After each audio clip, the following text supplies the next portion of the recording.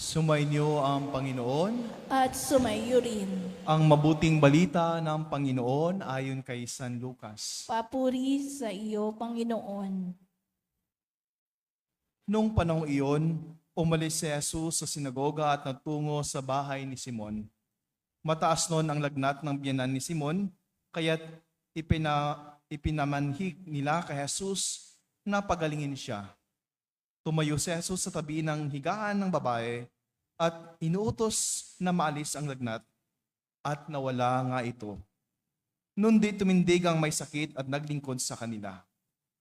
Paglubog ng araw, ang lahat ng may sakit, anuman ang karamdaman, ay dinala ng kanilang mga kaibigan kay Jesus.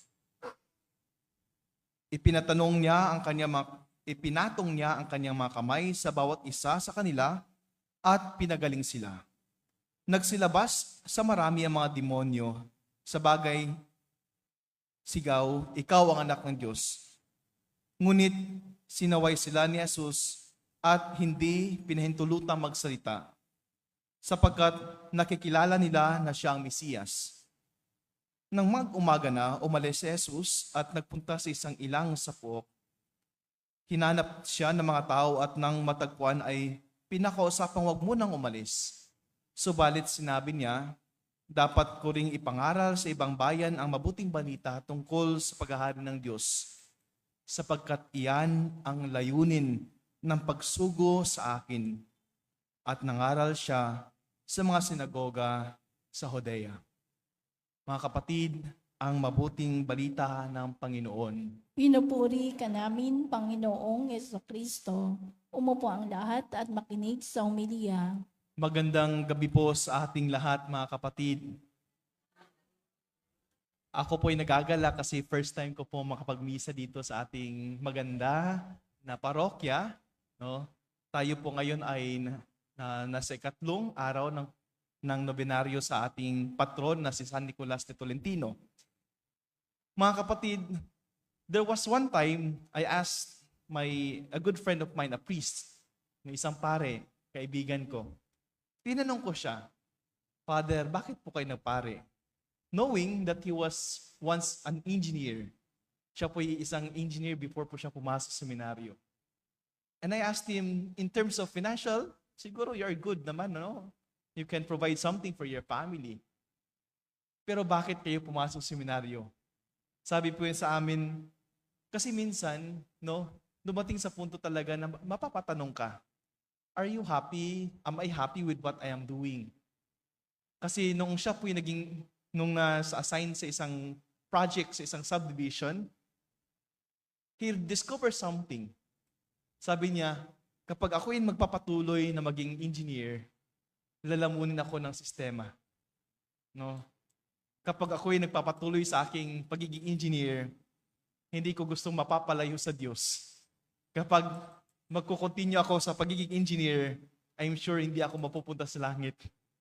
Knowing na ang dami-dami nangyayari ngayon because of the issues, corruption. And kahit sa mga private firm, marami ding nangyayari. Sabi niya, iniwan ko ang pagiging engineer, not because I am not happy, it's simply because hindi ko talagang matake yung ulturang, that certain culture, corruption. At sabi niya, and that was the purpose.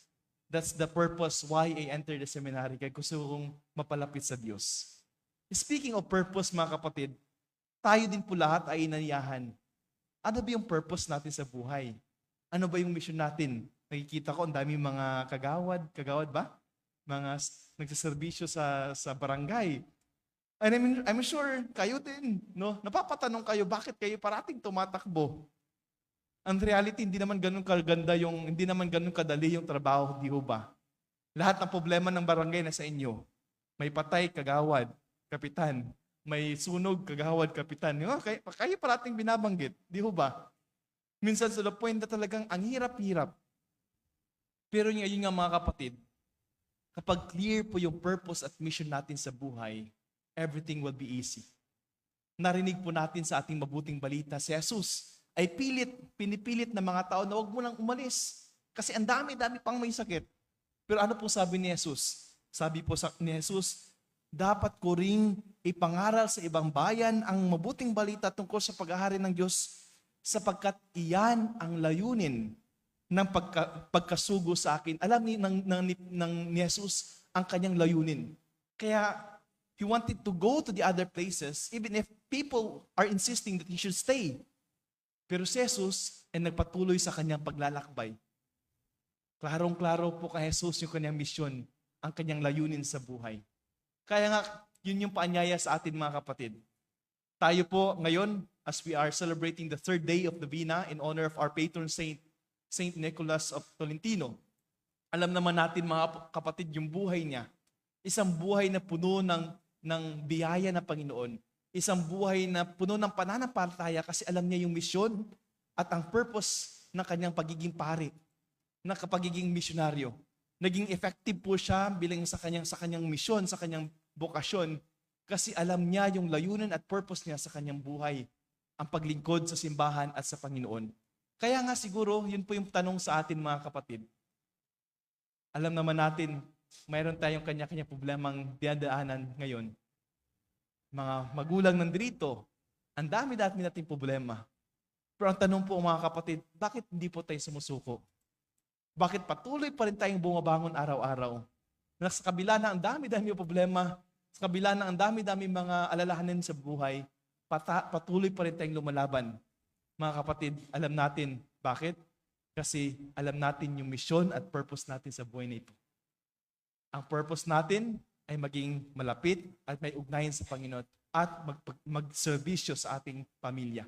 Kaya nga mga kapatid, napaganda no, ang ating responsorial psalm. Ang hamon sa atin, mga kapatid, is to know our purpose. But at the same time, we need to trust the Lord. Kailangan natin magtiwala sa Kanya. Na kahit ang dami-dami problemang dumarating sa buhay, kapag tayo nagtitiwala sa Kanya, everything will be possible. Sabi nga ng isang quotation, beautiful quotation, at the end of the day, everything will be okay. If it is not okay, it's not yet the end. Uulitin ko po, at the end of the day, everything will be okay. But if it is not okay, it's not yet the end. Sa Tagalog, darating ang panahon na everything, lahat ay magiging okay. Pero kapag hindi pa okay ngayon, so it means hindi pa tapos yung panahon natin. Kaya nga, we need to continue our mission. No? And we need always to bear in mind, mga kapatid, na kailangan natin malaman yung ating purpose at mission at magtiwala po tayo sa Panginoon. As we continue this Mass, hingin po natin sa Panginoon sa pamamagitan ng panalangin ni San Nicolas de Tolentino na naway makita natin ang ating misyon at layunin sa buhay. At naway bigyan po tayo ng Panginoon ng grasya na magtiwala sa Kanya. Amen.